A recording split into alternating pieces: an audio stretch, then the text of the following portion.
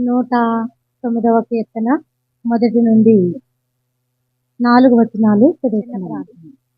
పరిశుద్ధుడైన ప్రభా, నీ పరిశుద్ధ నామమునకు వందనములు, స్తోత్రములు, స్తుతులు చెల్లిస్తూ ఉన్నాం నాయన. ఇదిగో ప్రభా, ఇంతవరకు మీ బిడ్డలమైన మా మధ్యన మీరుండి నైనా బిడ్డలతో మాట్లాడి నైనా బిడ్డలను బలపరిచినందుకు వందనాలు నాయన. పాటల ద్వారా, ప్రార్థన ద్వారా, స్తుతుల ద్వారా మహిమను అందుకున్నావు, వాక్యపఠనం ద్వారా మహిమను అందుకున్నావు నాయన. వర్తమానంలో కూడా మీరే ఉండి మాతో మాట్లాడి మనం బలపరచమని మహిమ వర్తమానికుడే మా మధ్యకు వచ్చి వేసిన మహిమ కలిగిన చేస్తున్నామునా ప్రార్థనాంశం లెక్క నెరవేర్పండి, బయలుపడమని వేడుకుంటున్నాం పరమ తండ్రి, ఆమేన్. వందనాలండి. దేవుడు మిమ్మల్ని అందరినీ కూడా బహుగా దీవించి ఆశీర్వదించునుగాక, ఆమేన్. మరి కీర్తనకారుడు రచించినటువంటి 109వ కీర్తనలో 4వ వచనాన్ని చూద్దామండి. 4వ వచనం: నేను చూపిన ప్రేమకు ప్రతిగా వారు నా మీద పగపట్టి ఉన్నారు. ఏమంటున్నాడండి? దావీదు తన చుట్టూ ఉన్న వారి మీద, తన కుటుంబ సభ్యులైన వారి మీద ఎప్పుడూ ప్రేమే చూపాడు కానీ కపటము చూపలేదు. అలాంటి ఆయన చూపినటువంటి ప్రేమకు ప్రతిగానంట వారు ఆయన మీద ఏం చేశారంట? పగపట్టి ఉన్నారు. పగ. మరి మనం అందరం కూడా ఎలా ఉంటున్నాం? ప్రేమకు ప్రతిగా పగపట్టే వారంగా ఉన్నామా? ప్రేమ చూపే వారంగా ఉన్నామా? మరి మన ప్రభువు ప్రేమామయుడు. ఆయన ప్రేమామయుడు కాబట్టి మనం కూడా ప్రేమ కలిగిన వారంగా ఉండాలి, ఒకరి ఎడల ఒకరు. ఆయన అంటాడు కదా 2వ లైన్లో, అయితే నేను మానక ప్రార్థన చేయొచ్చు ఉన్నాను. ఏం చేస్తున్నాడంట? వారు పగపట్టినప్పటికీ కూడా దావీదైతే ప్రార్థన చేస్తా ఉన్నాడంట.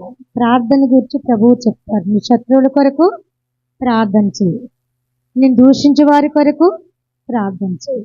కనుక ప్రభువు చెప్పిన మాటలు మనం శిరసా వహిస్తూ ఉన్నాం. కనుక మన పితరుడు దావీదు ప్రార్థన చేశాడంట. ఎవరి కొరకు?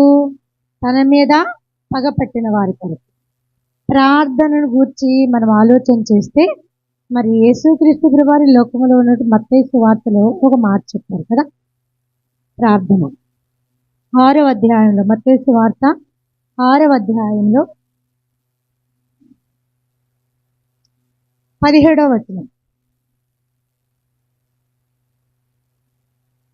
మీరు ఉపవాసము చేయనప్పుడు మనుషులకు కనబడవలనని కాక రహస్యమందున్న నీ తండ్రికే కనబడవలనని నీవు ఉపవాసము చేయనప్పుడు నీ తల అంటుకొని నీ ముఖము కడుగుకొనుము. చాలరా. మనము ప్రార్థన చేస్తాం చాలాసార్లు. మరి ప్రార్థనల గురించి ప్రభువు కన్నీటి ప్రార్థన చేయమని, విడువక ప్రార్థన చేయమని, సమయమనక అసమయమనక ప్రార్థన చేయమని చెప్పారు. అలా మనం అందరము ఆయా సమయాల్లో ప్రార్థన చేస్తున్నాం. ప్రత్యేక రీతిలో ప్రభువు చెప్పిన మాట ఉపవాసం వలన చేసే ప్రార్థన అంటండి ప్రతి కార్యానికి కూడా నెరవేర్పు తీసుకొని వస్తుందంట. చాలామంది ఉపవాసము చేయము. మరి ఉపవాస ప్రార్థనకు ఒక ప్రత్యేకత ఉంది. ఉపవాసం చేసేటప్పుడు మనము మనుషులకు కనబడవాలని ఉపవాసం చేయకూడదంట. దేవునికి రహస్యమందు చూస్తా ఉన్నాడంట ఆయన మనల్ని, మన ప్రార్థనలు వినడానికి. మనం ఉపవాసం ఎలా చేస్తున్నామో, ఉపవాస ప్రార్థన ఎలా చేస్తున్నామో, ఏం చేస్తున్నాడంట? రహస్యమందు చూస్తా ఉన్నాడంట. ఆయనకి కనబడాలని మనము ప్రార్థన చేయాలి. అలాగూ మనం ఉపవాసం చేసేటప్పుడు ఒక ప్రత్యేకత కనబడతా ఉంది. మరి లోకంలో మనము ఉపవాసం ఎందుకు చేస్తున్నాము అంటే మనము కోరిన కోరికలు నెరవేర్చబడాలని. ఏదైనా ప్రత్యేక ప్రార్థన దేవుని సన్నిధిలో చెప్పుకుంటే అది నెరవేర్చబడాలని. ఇప్పుడు మనకున్న అంశం ఏంటి? మందిర నిర్మాణం. ప్రత్యేక రీతిలో మనకు మందిరం కట్టబడాలి. మందిర నిర్మాణం కొరకు ప్రయాసపడతా ఉన్నాం. దీని కొరకు మనము దేవుని సన్నిధిలో ఏం చేయాలి? ఉపవాసము ఉండాలి. ఈ ఉపవాసము చాలా దూరం మనల్ని నడిపిస్తుందండి. ఇక్కడిక్కడే మనం ఉపవాసం చేస్తున్నాము, ఎవరు చూస్తున్నారు? మా పాస్టర్ గారికి తెలియదు, మా పాస్టర్ గారికి తెలియదు, అలాగే ప్రక్కన ఉన్న వారికి తెలియదు. కాబట్టి సహోదరి ఇందాక చెప్తా ఉంటారు కదా ప్రార్థన గురించి. మొదటి సేవకుల కొరకు చేయాలని చెప్పి, రెండవదిగా ఎవరికి చేయాలంట, ఎవరి గురించి చేయాలంట, పిల్లల గురించి, మూడవది కుటుంబం కొరకు, నాలుగవది ఇరుగు పొరుగు వారి కొరకు. వాళ్ళు మనల్ని చూడరు, మనం చేస్తే ప్రార్థన వాళ్ళకి తెలియదు మనం చేస్తున్నామని, కానీ ప్రతిఫలం ఇచ్చే దేవునికి తెలుసు. ఐదవ అంశం, మరి దేశం కొరకు, రాష్ట్రం కొరకు, ప్రభువుల కొరకు, ప్రభుత్వాల కొరకు మనము ప్రార్థన చేయాలి. ఇవన్నీ కూడా ప్రత్యేకమైన ఒక ప్రణాళికతో ప్రార్థిస్తే గనక ఉపవాసపు ద్వారంలోనికి వెళ్తాయి. ఏమండి, ఉపవాసం అంటే కేవలము భోజనం మానేయటమో, దాహం తీసుకోకుండా ఇలాగా చేయడమే కాదు, కానీ ఒక ప్రత్యేకమైన ప్రణాళిక కలిగి మనము దేవుని సందులో గనక ప్రార్థిస్తే అది కూడా ఉపవాసానికి సాదృశ్యంగా ఉంటుంది. మరి పరమగీత గ్రంథంలో ఒక మాట భక్తుడు పలుకుతా ఉంటాడు. మొదటి అధ్యాయంలో 16వ వచనంలో 3వ లైన్ మనం చదువుదామండి. మన మందిరముల దూలములు దేవదారు మ్రానులు, మన వాసములు సరళపు మ్రానులు. ఏంటంటండి, మన మందిరపు దూలములు దేవదారు మ్రానులు, మన వాసములు సరళపు మ్రానులు. వాసములు, వాసములు అనగా మన మందిరం కట్టబడేటప్పుడు, గృహం కట్టబడేటప్పుడు ఏమేస్తారండి, నిలువు కమ్ములు, అడ్డకమ్ములు వాటికి వేస్తారు పై కప్పు కొరకు, కప్పు నిలవబడాలని.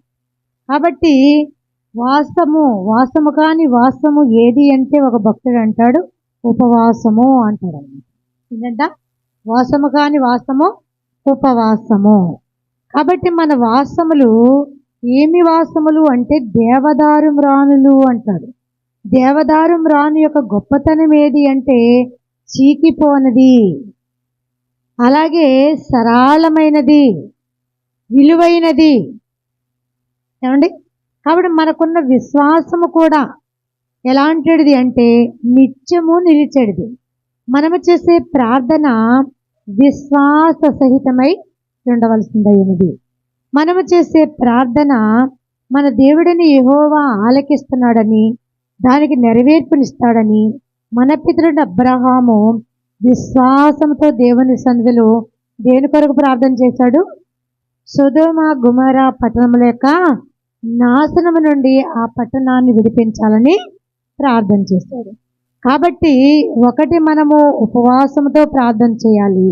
రెండు, మనము విశ్వాసంతో ప్రార్థన చేయాలి. అప్పుడు మన యొక్క మందిరపు యొక్క దూలములు లేక వాసములు స్థిరమైనవిగా ఉంటాయి. పట్టుదలగిన ప్రార్థనలు మనం చేసిన వారంగా ఉంటాం. ఇది వాక్య గ్రంథంలోని భాగం. కాబట్టి 109వ అధ్యాయంలో 24వ వచనంలో కూడా భక్తుడు దావీదు తనకున్న విశ్వాసాన్ని బట్టి తన పగవారిని క్షమిస్తూ వారి కొరకు మానక ప్రార్థిస్తున్నానని 4వ వచనంలో చెప్పినట్లుగానే 24వ వచనంలో ఒక మాట చూడొచ్చండి మనం. ఉపవాసము చేత నా మోకాళ్ళు బలహీనమాయను, నా శరీరము పుష్టి తగ్గి చిక్కిపోయెను. ఏంటంటండి, ఉపవాసం ఉండి దావీదు భక్తుడు ప్రార్థించాడంట. తాను ఉపవాసం చేసినందువల్ల తన మోకాళ్ళు బలహీనపరచబడ్డాయంటండి. మోకాళ్ళు దేనివల్ల బలహీనపరచబడ్డాయి? ఉపవాసం ఉన్నందువల్ల. కొంచెం శక్తిహీనం అవుతుంది కదండి, ఉండలేకపోతున్నామండి, ఇదివరకట్లయితే చేసాం కానీ ఇప్పుడు చేయలేకపోతున్నామండి అని చాలామంది చెప్పే మాటలు మనం వింటాం కదండి. దావీదు భక్తుడైతే గనక మోకాళ్ళు బలహీనపడిపోయినా కానీ, దేహము చిక్కిపోయినా కానీ ఉపవాస ప్రార్థన చేయడము మానలేదు. తన కన్నులు గుంటలు పడే పర్యంతము అతడు విజ్ఞాపన చేస్తూ వచ్చాడని వాక్య గ్రంథంలో మనం చూస్తామండి. కాబట్టి మనమందరం కూడా దేవుని సందులో విజ్ఞాపన ప్రార్థనలు, ఉపవాస ప్రార్థన, విశ్వాస ప్రార్థన ఎందుకు చేస్తామంటే, భూలోకంలో మనం నివసిస్తున్నట్టు ఈ నివాసయోగమైన ఈ భూభాగము మనకు స్థిరమైనది కాదు. ఏది మనకు స్థిరమైనది అంటే పరలోకమే మనకు స్థిరమైనది. కనుక పరలోక పట్టణంలో నిత్య నివాసములో మనం ప్రవేశించాలి గనుక ఈ లోకంలో మనము ఉపవాస ప్రార్థనలన్నా విశ్వాస సహితమైన ప్రార్థనలైనా చేస్తా ఉన్నాం. లేకపోతే వాటి అవసరం మనకి లేదు. ఒకప్పుడు ఒక బలహీనం పడినటువంటి అబ్బాయిని ఒక తండ్రి తీసుకుని వచ్చారు యేసుప్రభు కదండి. మొదటి శిష్యులైన వారి వద్దకు తీసుకుని వచ్చారంట. శిష్యులైన వారి వల్ల ఏం కాలేదంట, ఆ కుమారునికి స్వస్థత కలగలేదు. అయితే సరే వారు వీరి వల్ల కాదులే అనుకొని వెళ్ళిపోలేదు. కానీ యేసుప్రభు వారు వచ్చే వరకు కనిపెట్టి ప్రభువు యొద్దకు ఆ బాలుని తీసుకుని వచ్చారు. అప్పుడు యేసుప్రభు వారు ఆ దయ్యమును వదలగొట్టి ఆ చాంద్రరోగిని స్వస్థపరిచి ఆ మీదట అల్ప విశ్వాసులారా ఎందాక నేను మీతో కూడా ఉందును అని తన శిష్యులైన వారిని గద్దిస్తున్నట్లుగా చూస్తాం. బలహీనతలు అనేవి ఇహలోక సంబంధమైనవి కదండి. ఈ బలహీనతలను విడుదల పొందాలన్నా కూడా ఏం కావాలంట, ఏం కావాలి, శక్తి కావాలి. కాబట్టి శక్తి ఎక్కడి నుంచి వస్తుందంటే ప్రభువారు అంటారు, ఇట్టిది మేము ఎందుకు దీనిని వదిలించలేకపోయాం, నీకు ఎలా స్వాధీనపరచబడింది అని అడిగారు ప్రభు. ఆయన అంటారు, ఇట్టిది ఉపవాస ప్రార్థన వలననే తప్ప మరి దేని వలనను అనండి. అంటే ఉపవాస ప్రార్థనకి శరీరీతిగా మన దేహంలో అస్వస్థత కలగొచ్చేమో, శక్తిహీనత రావచ్చేమో, కానీ ఆత్మకు మాత్రం బలం అనమాట. కాబట్టి ఆ బలం ద్వారా దేన్నైనా మనము జయించవచ్చు. కాబట్టి ఉపవాసం వలన మాత్రమేనంట ఇలాంటి యొక్క అపవిత్ర ఆత్మను మనము విడుదలపరచగలము అని ప్రభువు చెప్పారు ఏమండి. కాబట్టి దావీదు భక్తుని యొక్క ప్రార్థన మనం విన్నాం. మరి అతడు కన్నులు గుంటలు పడిపోయే వరకు ప్రార్థిస్తున్నాడు, దేహంలో పుష్టి తగ్గిపోయే వరకు ప్రార్థిస్తా ఉన్నాడు. అలాగే తన శత్రువులు తన పగపట్టి తన మీదకి యుద్ధానికి లేచినా కానీ, తన మీద సనువుకుంటున్నా కానీ, తనను హేళన అవహేళన చేస్తున్నా కానీ అతని కొరకు ప్రార్థన చేస్తున్నారు. ఇది ఎవరు నేర్పించిన ప్రార్థన అంటే నజరేయుడైన యేసుక్రీస్తు ప్రభువారు మనకి నేర్పించిన ప్రార్థన. ప్రభువులో ఉన్న అనుభవం ఇది భక్తుడైనటువంటి దావీదులో ఉన్నది. అలాగుననే ఈ దినముల్లో మనము మరి దేవుని సన్నిధిలో ప్రార్థనా విజ్ఞాపన సలుపుతూ ఉన్నామంటే ఆ ప్రార్థనలకు నెరవేర్పు ఏమై ఉన్నదంటే ఇహలోకంలో మనకు కావలసిన ఈవులను సంపాదించుకోవడమే కాదు, కానీ పరలోకంలో నిత్యరాజ్యంలో నివాసాన్ని కూడా మనము ఏర్పాటు చేసుకోవాలి. మన వాసములు సరళపుమ్రానులు అని భక్తుడు పరమగీత గ్రంథకర్త సొలొమోను తెలియజేస్తున్నట్లుగా మన వాసములు పరలోకపు పరిస్థితిని తెలియచేసినవిగా ఉన్నవి. కాబట్టి పరమగీత గ్రంథకర్త 1వ అధ్యాయంలో 16వ వచనంలో చెప్పిన మాటను మనం విన్నాం. అలాగే మరి ఒక మాట యోహాను సువార్త 14వ అధ్యాయంలో 2వ వచనంలో యేసుక్రీస్తు ప్రభువారు ఈ లోకంలో ఉండగా తన శిష్యులైన వారితో ఇలా తెలియజేస్తా ఉన్నారు. ఏమని? నా తండ్రి ఇంట అనేక నివాసములు కలవు. ఏంటంటండి? నా తండ్రి ఇంట అనేక నివాసములు కలవు, లేని ఎడల నేను మీతో చెప్పుదును. కాబట్టి ప్రభువు మన కొరకు స్థలము సిద్ధపరచడానికే మనకంటే ముందుగా పరలోకమునకు ఎక్కి వెళ్ళానని చెప్తా ఉంటారు కదండి. నివాసములు, వాసములు, నివాసములు. మరి మనము ఈ లోకములో ఉండగానే బలమైనటువంటి స్థిరమైనటువంటి గృహ నిర్మాణాలు పరలోకంలో సిద్ధపరచుకోవడానికి ఈ లోకంలో ఉపవాస ప్రార్థనలు చేస్తా ఉన్నాం. యేసు ప్రభువారు స్థలం సిద్ధపరచడానికి వెళ్ళాడంటండి. అక్కడ ఏమీ తక్కువ కాదు కదా, ఎంతో విశాలమైన స్థలం పరలోకంలో. మరి ఆ స్థలంలో మనం ఉండాలంటే ఈ లోకంలో మనము అందులో ఉండడానికి సరైన సిద్ధపాటు కలిగిన వారంగా ఉండాలి, సరైన అవగాహనతో మనం ఉండాలి. సిద్ధపాటు లేకుండా ఎవరిమైనా పరలోక రాజ్యంలో ప్రవేశించగలమా?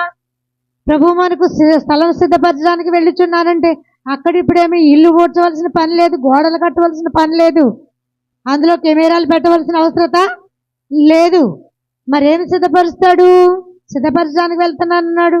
మీ కొరకు నా కొరకు మన విశ్వాసాన్ని బలపరచడానికి, మనకు ఆత్మీయతను బలపరచిన తండ్రి అని యెహోవా దేవుని యొక్క కుడి పార్శ్వం నుండి విజ్ఞాపనలు చేస్తా ఉన్నాడు. ఆయన ప్రార్థన చేసే అనుభవం కలిగి ఉన్నాడు. అంటే మనం కూడా ప్రార్థన చేసే అనుభవము కలిగి ఉండాలి. మన నా తండ్రి ఎంట అనేక నివాసములు కలవు అని చెప్పిన ప్రభువు మాటను మనం నమ్మి మరి పరలోకంలో నిత్యం ఉండాలండి భావం కలిగి లోకంలో మనం ఏం చేయాలంట? ఆ రాజ్యం కొరకు ఎదురు చూడాలి. అమ్మా, అలాగూ చేసే ప్రార్థన ఎవరికి తెలియాలి? దేవునికే తెలియాలి. ఎవరికి తెలియకూడదు? మనుషులకు తెలియవలసిన అవసరత చాలా మంది మనుషులకే కనబడాలని చేస్తూ ఉంటారు. గొప్ప కొరకు, అధికారాల కొరకు, పలుకుబడి కొరకు. అలా చేసే ఏ ప్రార్థన దేవుని సన్నిధికి వెళ్ళదు అని సుంకరి పరిచయుడు చేసిన ప్రార్థనలు మన ప్రభువు తెలియచేస్తారు. సుంకరి చేసిన ప్రార్థనకు ప్రభువు నెరవేర్పించారా? పరిచయుడు చేసిన ప్రార్థన నెరవేర్పించాడా? కారణం ఏంటి? సుంకరి దేవునికి మాత్రమే వినబడాలని హృదయపూర్వకంగా దేవుని దగ్గర తను తాను తగ్గించుకొని ప్రభు సన్నిధిలో ప్రార్థించాడు. పరిచయుడైతే పక్కవాడు వినాలనుకున్నాడు, అలా దేవుని దగ్గర తను తాను పొగుడుకోవాలనుకున్నాడు. ముమ్మారు ఉపవాసాలు చేస్తా ఉన్నాడంట, దివారాత్రులు ప్రార్థన చేస్తా ఉన్నాడంట, నిలువుటంగీలు ధరించుకొని అనేకుల మధ్యన తాను నేను గొప్ప ప్రవక్తనని కనుపరుచుకోవాలనుకున్నాడంట. అయితే ఈ పేదవాడైనండి సుంకరి వల్లనైన ఈ పాపి అయిన సుంకరి వల్లనైనా నేను లేనంటాడు ఆయన. గప్పాలు కొట్టే అనుభవం అనమాట. ఇలాంటి ప్రార్థనలు దేవునికి ఇష్టము కావు. యేసుక్రీస్తు ప్రభువారు మన మధ్యకు వచ్చి మనతో నివాసము చేసిన దినాలు మనం చూస్తున్నాం. తన శిష్యులైన వారు ప్రభువుతో కలిసి నివాసం చేశారు. ప్రభువుతో కలిసి నివాసం చేస్తే ఆ అనుభవం ఎలా ఉంటుందో వారికి తెలుసు. మనకు తెలుసండి దినాన్న? మనకు తెలియదు. ఎందుకు? ఆ ప్రభువుతో మనం శరీరీతిగా సహవాసం చేయలేదు, ఆయనతో మనతో కలిసి ఆయన నివాసం చేయలేదు. ఇప్పుడు మనం ఆత్మీయరీతిగా ఆయనతో సహవాసం చేస్తా ఉన్నాం. ఈ సహవాస భాగ్యం చాలా గొప్పదండి. ఈ సహవాసం ఎలా ఉండాలంటే దినదినము ప్రభువుతో, నిత్యము ప్రభువు మనతోనూ మనం ప్రభువుతోనూ కలిసి ఈ లోకంలో మన కుటుంబ సభ్యులైన వారితో ఎలాగో మనం కలిసిమెలిసి నడుస్తూ ఉన్నామో అదే రీతిని సహవాస అనుభవం కలిగి ఉండాలి. ఆ సహవాసం కలిగి ఉండాలంటే సంఘములోనా, ఏదైనా స్తుతి కూడికల్లోనా, గృహ ఆరాధనలోనా, స్త్రీల కూడికల్లోనా, అలాంటి కాడెక్కడ ప్రభువుతో మనం నివాసం చేయలేం సంపూర్ణంగా. మరి ఎక్కడ చేయగలము అంటే దైవ సాన్నిధ్యంలోనే మనము ప్రభువుతో నివాసం చేయగలం. అది అంతరంగ రీతిగా ప్రభువుకు మనకు కలిగిన అనుభవము. ఈ అనుభవంలో మనం ఉంటే గనక అంతటి నేను క్రొత్త ఆకాశమును క్రొత్త భూమిని చూచితినని ప్రకటన గ్రంథకర్త 21వ అధ్యాయంలో తెలియచేస్తా ఉన్నాడు. ఇది ఎప్పుడు గురించి? యుగ సమాప్తి తరువాత జరగబోయే దాన్ని గురించి తెలియచేస్తా ఉన్నాడు ఆయన. ఏంటంట? క్రొత్త ఆకాశము క్రొత్త భూమి. ఈ భూమి కాదు, ఈ ఆకాశము కాదు, ఈ పాప నైజము, పాప మనుషులు, ఈ శాపము, ఈ రోగము, ఈ వ్యాధి, ఈ బలహీనత, ఈ చీకటి, ఇది ఏమీ ఉండదండి.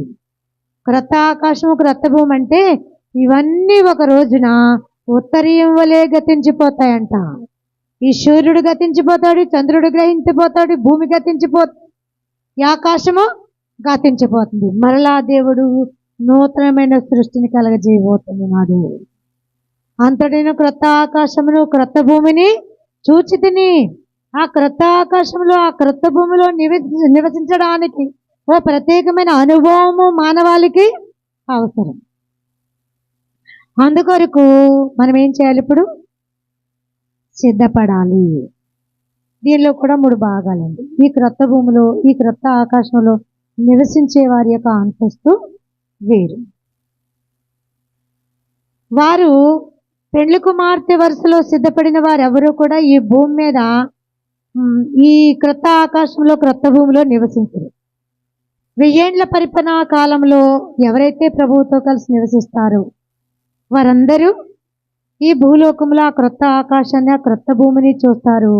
అందు 1000 ఏండ్ల పరిపాలన జరుగుతుంది. 7 ఏండ్ల మహాశ్రమలోంచి తప్పింపబడిన వారు. ఇప్పుడు ప్రభు అంటారు, దేవుని నివాసము మనుషులతో కూడా ఉన్నది. ఎవరి నివాసం అంట?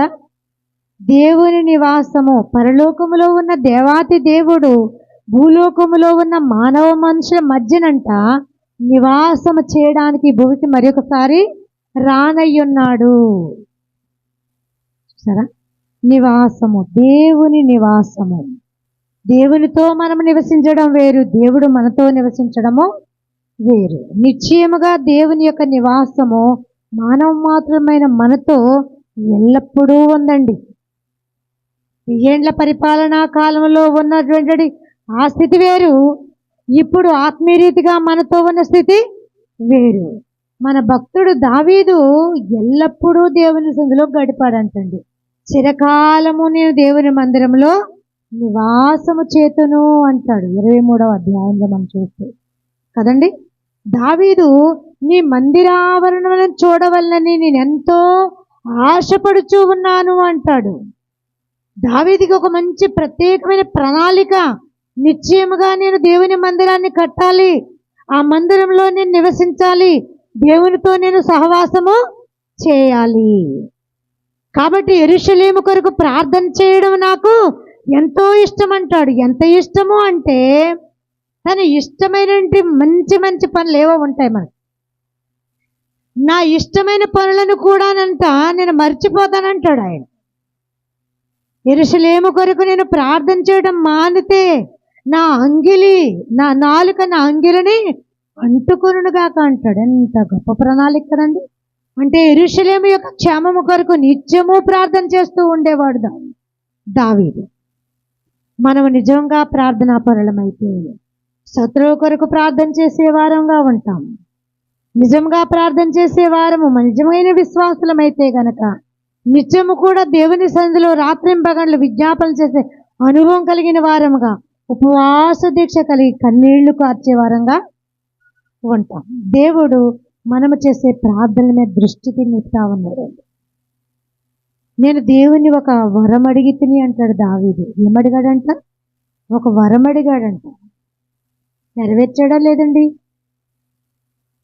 దాని నెరవేర్పు కొరకు నా ప్రాణము నీ మందిరాన్ని చూడాలని కృష్ణగొంచు ఉన్నదని ఆశతో నేను దాని కొరకు ఎదురు చూస్తూ ఉన్నానని మరి 42వ కీర్తనలో మనం చూస్తాం. దుప్పి నీటి వాగుల కొరకు ఆశపడు, దేవాని కొరకు నా ప్రాణము ఆశపడుచు ఉన్నది. మరి ఇహ సంబంధమైన ఈవుల కొరకే మనము విజ్ఞాపన చేస్తూ ఉన్నాము. దేవుని సహవాసం కొరకు ప్రార్థన విజ్ఞాపన చేసే వారంగా ఉన్నాము. మనం గ్రహించుకోవాలండి. ప్రార్థన గ్రంథంలో మనం చూస్తాం 3వ వచనంలో మనం దేవుని నివాసము ఎవరితో కూడా ఉందంట? మనుషులతో కూడా ఉన్నదంటండి. మానవ మాత్రులైన వారు దేవునితో కలిసి జీవించే అనుభవము.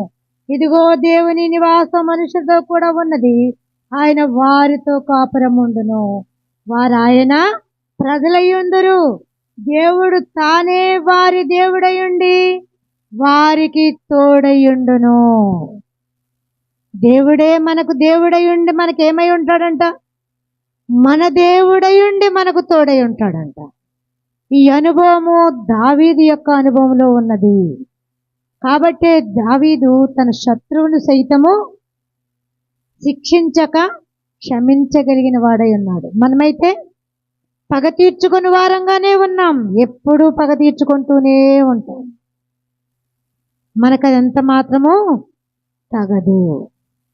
కనుక నేడు దిన వర్తమానంలో దేవుడు వాసము కాని వాసము, ఉపవాసమును గూర్చి తెలియచేస్తూ ఉపవాసము ద్వారానే మన యొక్క మందిర వాసములు సరళంగా మార్చబడతాయని, అలాగే మన యొక్క నివాసము ఈ లోకములో కాదు పరలోకములో ఉన్నదని, అలాగునే మనము మన దేవుడైన యెహోవాతో పాటు పరలోకములోను భూలోకములోను ఉండడానికి అర్హత పొంది మన ప్రభువు ఎక్కడెక్కడ ఉంటే అక్కడెక్కడ మనం ఉండగలము.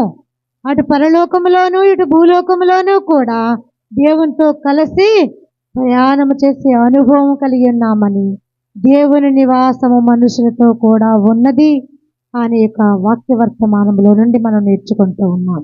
కనుక ఆ దినముల యందు శిష్యులతో కలిసి నడిచిన ప్రభు ఈ దినమైన ఆత్మీయ రీతిగా మనతో ప్రభువు యొక్క సన్నిధిలో మనతో కలిసి సహవాసము చేస్తూ ఉన్నాడు. నీ సన్నిధిలోనే సంపూర్ణ సంతోషము కలదు అంటాడు దావీదు. ఆ సంపూర్ణ సంతోష అనుభవంతో ఈ లోకంలో మనము ప్రభువుతో సహవాసం చేస్తూ ముందుకు నడుస్తూ ఉన్నాము. నీ కుడి చేతిలో నిత్య సుఖములు కలవని దేవుని యొక్క వాక్యం తెలియచేస్తూ ఉన్నది. చిట్ట చివరిగా ఆయన పరలోకానికి మనం నడిపిస్తాడు. పరమ నుండి భూమికి, భూమి నుండి పరమునకు ప్రభుతో కలిసి మనము ప్రయాణం చేసే అనుభవాన్ని ప్రభు మనకి ఇచ్చేవాడుగా ఉన్నాడు. కనుక ప్రార్థన చేయండి, పట్టుదల కలిగి ఉందాం. మానక నిత్యము ప్రార్థన చేసేవారండి, విడువక నిత్యము ప్రార్థన చేసేవారండి. ప్రభు సన్నిధిలో కన్నీళ్లు కార్చి ప్రార్థన చేసేవారు. మన కన్నుతొనలు ఒకవేళ క్షీణించిపోతున్నప్పటికీ, దేహము శుష్కించిపోతున్నప్పటికీ, మోకాళ్ళు బలహీనపడుతున్నప్పటికీ, మోకాళ్ళు ఉన్నప్పటికీ శరీరంగా మోకాళ్ళు అనుకోకండి. మన అంతరంగ జీవితం, మన హృదయమే దానికి సాదృశ్యం. మన హృదయం బలహీనపడిపోతూ ఉంటుంది, కొన్ని సమయాల్లో శుష్కించిపోతూ ఉంటుంది. దేవునితో సహవాసం చేయడానికి ముందుకు వెళ్ళలేకపోతూ ఉంటాం, వెనక లాగుతూ ఉంటుంది. అలాంటప్పుడు సైతము మన ప్రభు సన్నిధిలో మనం ఏం చేయాలి? మానక ప్రార్థన చేసేవారంగా ఉందాం. దేవుడట్టి కృపను మనందరికీ అనుగ్రహించి ఆయన కరుణగలన హస్తాల చాటున మనందరినీ భద్రపరిచి రాబోయే తరముల వారికి మాదిరిగా ఉండడానికి దేవాతి దేవుడు తన విలువైన ఘనమైన శ్రేష్టమైన నామగంత కొరకు మనందరినీ బలమైన సాధనాలుగా వినియోగపరుచుకును గాక. ఆమేన్. మరణాత్. అందరికీ మన తండ్రి చిన్న ప్రార్థన. పరిశుద్ధుడైన ప్రభా, నీ పరిశుద్ధ నామమునకు వందనములు, స్తోత్రములు, స్తుతులు చెల్లిస్తున్నాము నాయన. ఇదిగో ప్రభా, నేడుదిన వర్తమానమై బయలుపడి చేరి వచ్చిన మీ పిల్లలమైన అందరితోనూ మాట్లాడినందుకు వందనాలు తెలియజేస్తూ, నేను వాక్యం వినిన బిడ్డలందరినీ కూడా, వారి యొక్క కుటుంబాలను, వారి యొక్క శరీర జీవనాన్ని, ఆత్మీయ జీవనాన్ని మీ యందు బలపరిచి స్థిరమైన నివాసాలు పరలోకములో కట్టుకున్నట్లుగా వీలు కలిగించమని, ఇహలోక సంబంధమైన సమస్త మాలిన్యాన్ని విడుదలను అనుగ్రహించమని, మహిమ వర్తమానికుడిగా మా మధ్యకు వచ్చి వేసిన పరిశుద్ధ నామమున ప్రతి హృదయాంతరంగములను నూరంతరగా నీ వాక్యం ఫలింపజేసి అనేకులకు విడిచిపంచడానికి వీలు కలిగించమని వేడుకొని ఉన్నాము పరమ తండ్రి. ఆమేన్.